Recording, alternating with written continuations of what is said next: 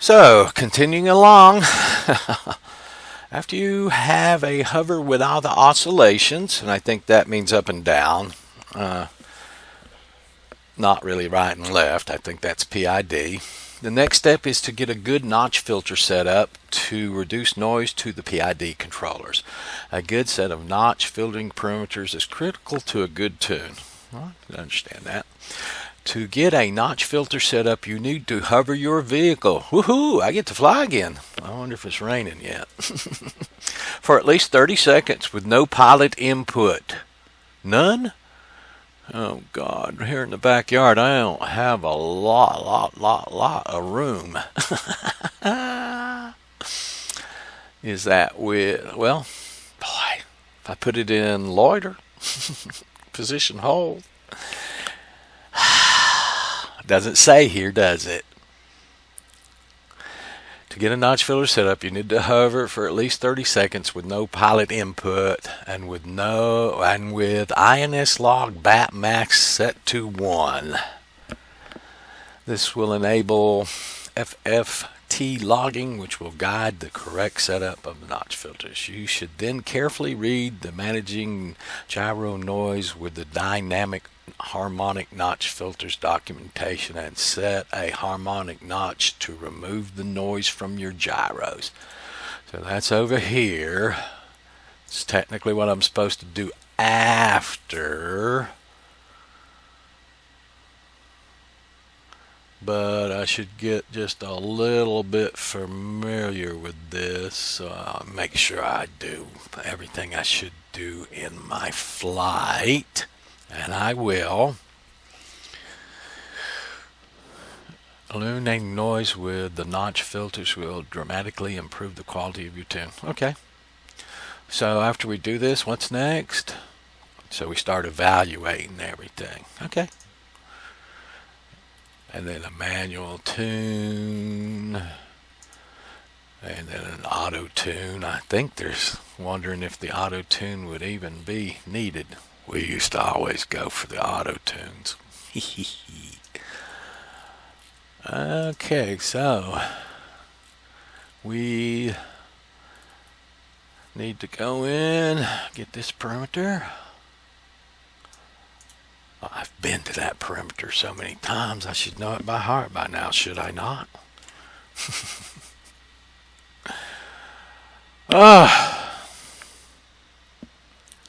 I hope that little perimeter that was out of range doesn't cause problems during this flight. Kind of upset about that still. And there we are. I had not turned it off from when I was getting my IMU data, so that's good. It's there. INS log bit mask 1. I guess I need to go fly again for 30 seconds. I guess I will do it in altitude hold. That's what we've been working on. It doesn't really say here, does it? So, at least I get to fly again. Well, I flew the flight, but as you'll see in this little old small, tight backyard, I don't think I left the controls alone for 30 seconds.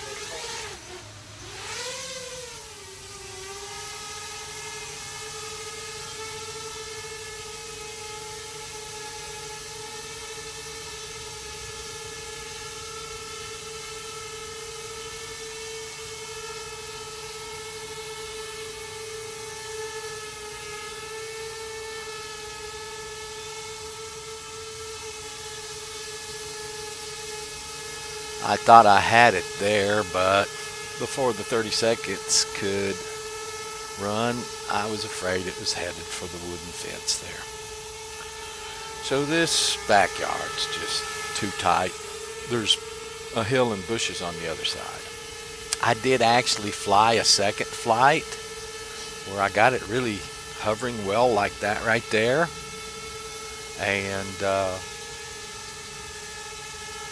Had my 30 seconds on it, but as you'll see in a second, there was a secondary problem.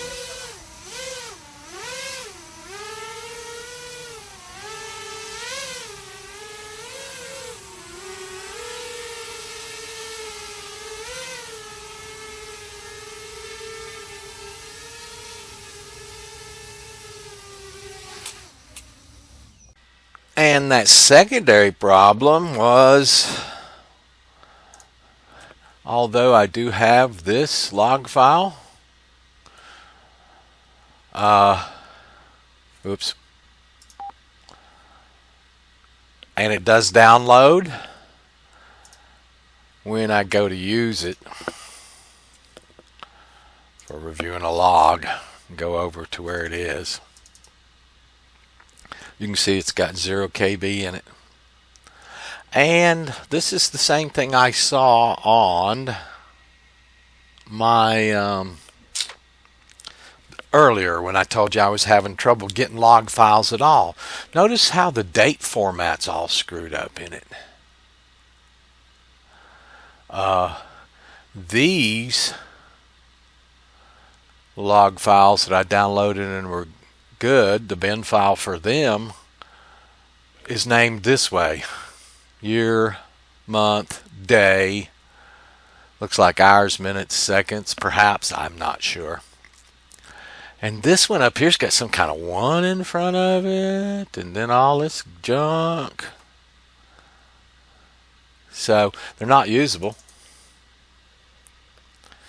Will not function correctly without FMT message in your log. It appears to be missing from your log. That's what I was getting, and then I thought I had solved that problem, but evidently I have not.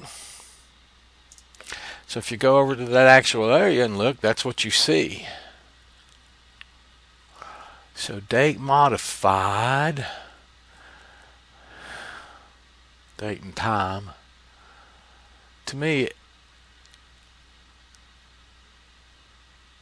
everything up through here is bad, and this is the 2 flights or 1 flight from earlier today.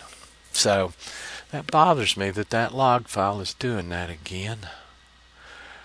Names the JPG for that the same way. Look at that too. It thinks it's 1969 for a date instead of 2023.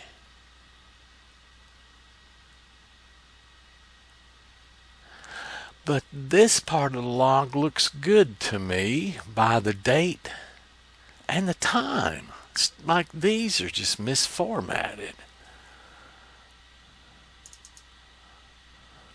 Oh, that don't tell me diddly.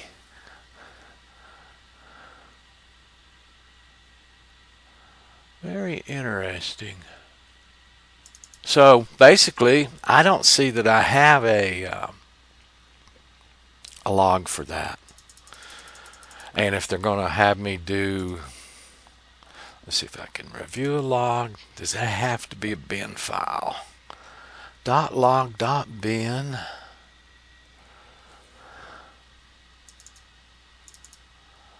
Okay, there's the bin file. So evidently there's none over there for that. So let's try this. Load a telemetry log. So here are the ones from that time.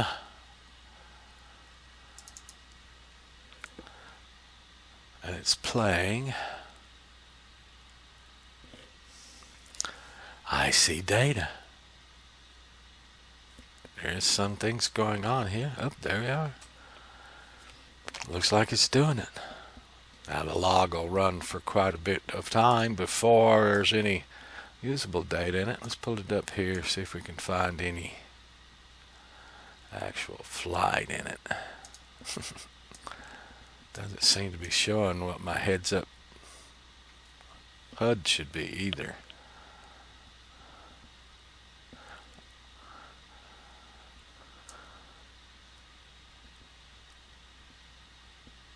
Got a 3D fix there. Not getting a lot of the data, am I? Don't show any altitude stuff. There we go.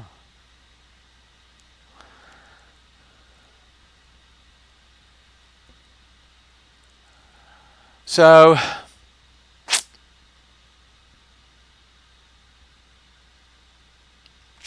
I don't know. I see a corrupted log file. So if they're trying to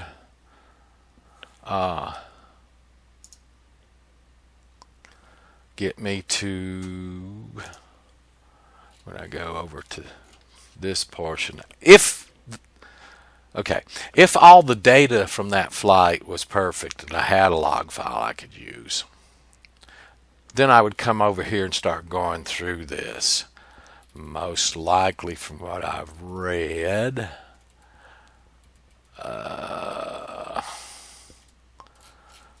using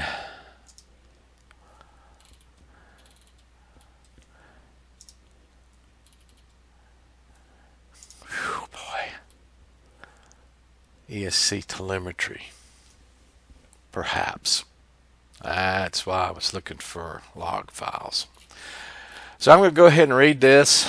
We're going to see what I have to do if I actually have to have a log file. I imagine got to have something. That's why they wanted you to turn on the capture of the IMU and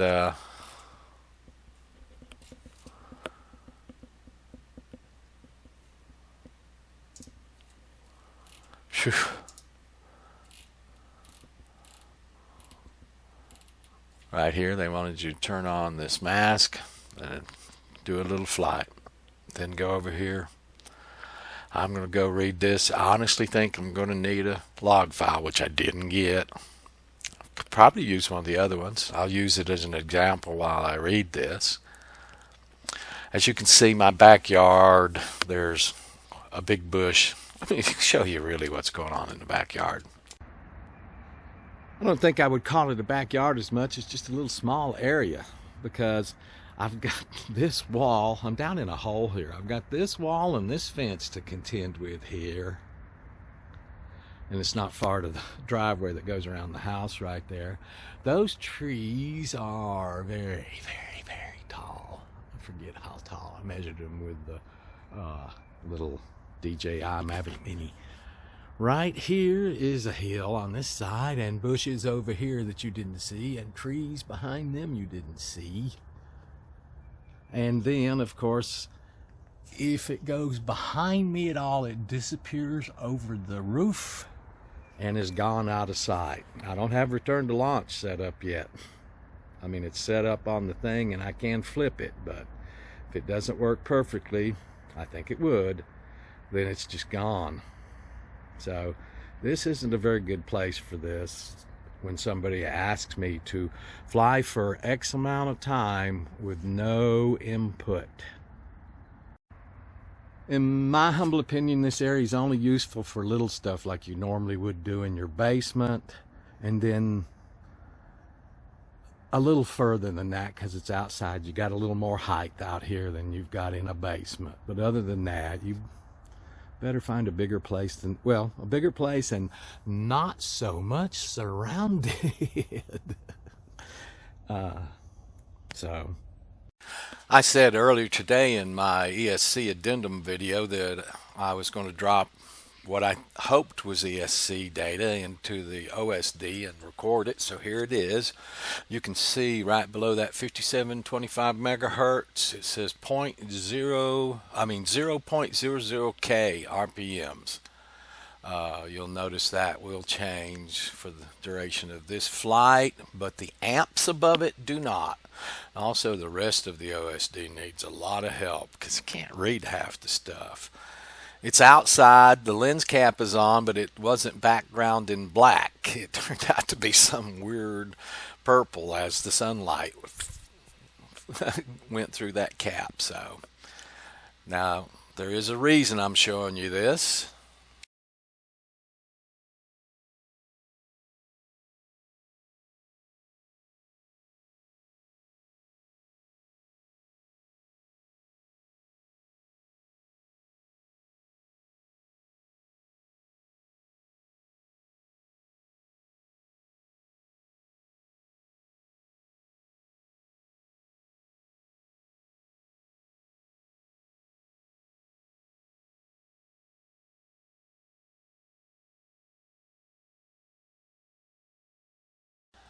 And that reason is tuning notch filters can be done using the telemetry from an ESC RPM data. Let's see if I can get into that real quick to finish up this video in my 20-minute time I want to. Okay, this is where we're at. I have the INS log bat mask set to 1, so I'm ready to do what they said. They say you should carefully read the managing gyro noise with the dynamic notch filter. So that's this over here. If you go through this, you're going to find, here's how you can enable those filters: INS, hitch, enable, and to enable. Determining the center frequency. This is basically talking about stuff right now. And then right here they get into control types. And I'm going to try to hit this quick. So you've got a control type of 0, which means you're not doing anything. Mode 1 is a throttle based type of filtering. Mode 2 is RPM sensor based, where you actually put like a Hall effect sensor or something like that on, and it gives you an RPM. Mode 3 is ESC telemetry based, which is why we just saw that little, I showed you that I am getting ESC RPMs. So I think I can do this one, and I think this is better than the ones above it.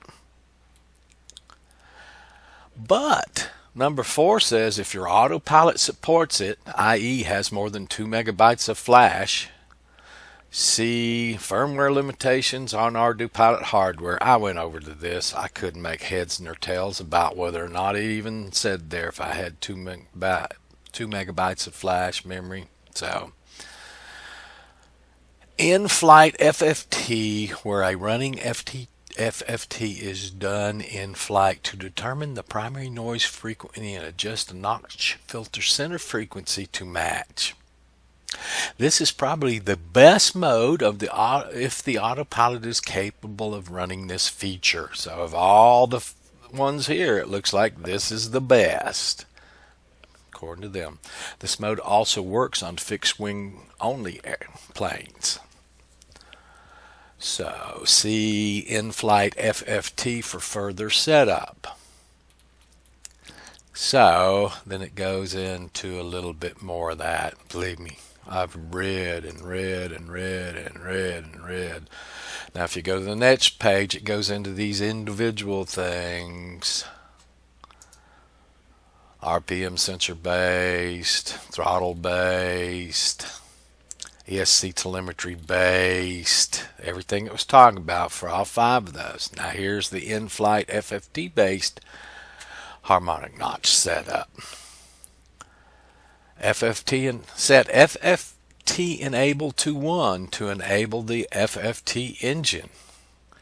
Then this requires that you reboot the flight controller, after which FFT support will be enabled and the other parameters should be visible. Best to first perform a test flight to check your aircraft's particular noise frequencies are being captured and to monitor CPU load. See, initial analysis flight. That's what we've sort of been doing. Normally the results from this will show clear noise recognition and acceptable CPU loading, and then you can use the FFT to drive the harmonic notch by setting these parameters. Still, we're getting information here. Don't go set those parameters yet. For most uses and other FFT related advanced parameters, for most uses with other FFT related advanced parameters at their default, this is all that is required. The user can do optimization of the filtering setup by analyzing the test flight logs and adjusting notch bandwidth if desired by following the in-flight FFT Advanced Setup. So if we click there, I think this is where I'm at. What they're telling you to do here, a component of the harmonic notch filters the bandwidth of the notch, and the in-flight FFT can be used to determine this. Download a log from a stable hover and graph ftn1.bwavg. This is the FFT energy weighted estimate of bandwidth of the noise peak. Here's a graph of the same flight above. You can see the bandwidth estimate is roughly 125. Use this as follows. Set this parameter to that number. Okay. What you come down to in here, after you go through reading all of this, is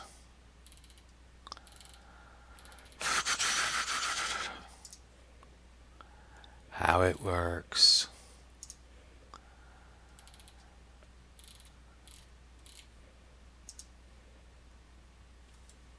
Basically what it boils down to, where is my flight? Sometimes this is hard to follow. So after setting that FFT enabled, with the FFT enabled, it is best to first perform a test flight to check that your aircraft's particular noise frequencies are being captured and to monitor the CPU load. So you have an initial analysis flight right here. This is where I'm at.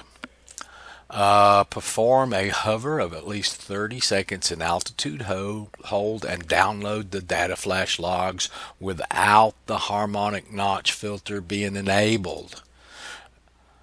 In other words, the FFT is enabled, but not down here where they're enabled. That's the next step down in this bulleted list. Okay, graph the log element. Again, FTN1 PK average, which represents the energy weighted estimates of the average noise frequency for roll and pitch. I'll have to see those graphs before I fully understand it. So they start going through here telling you what to do with the information. So the point I'm at right now is perform a hover flight of at least 30 seconds. It doesn't say anything here about not having any stick input. So that's kind of where I'm going to cut this off tonight at 20 minutes. We're ready for those flights. The rest of this is what's going on, post-configuration flight and post-flight analysis, how to go through that. This was what we'll do. And there's a lot of stuff here. I'm not going to be reading this to you, but after the flight, I will go through it and tell you how close I came to all of this. Okay, so I'm going to close down this video. Boy, I'd like to say one thing at this moment. Putting together a quad is nothing like it used to be 6-8 years ago. And I didn't go through all of this on the flame wheel. That might be why the flame wheel had so much problem. I sort of had that in the back of my mind. That's why the flame wheel was kind of set aside. It wasn't disassembled or anything. Armed with the knowledge I'm learning from this build, I can probably revisit the flame wheel.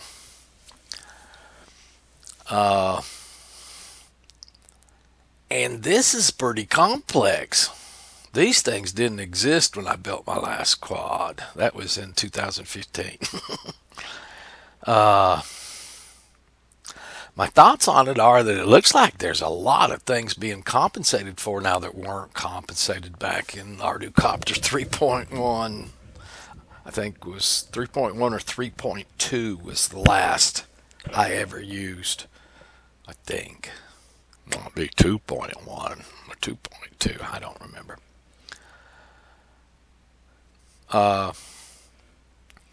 So, boy, somebody that's not flown Ardocopter now, I was telling them just to go through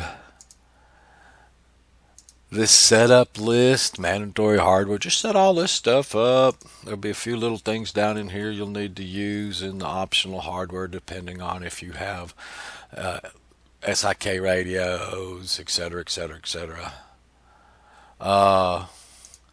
Then just go through the main parameters list with a little logic, then you'll be fine.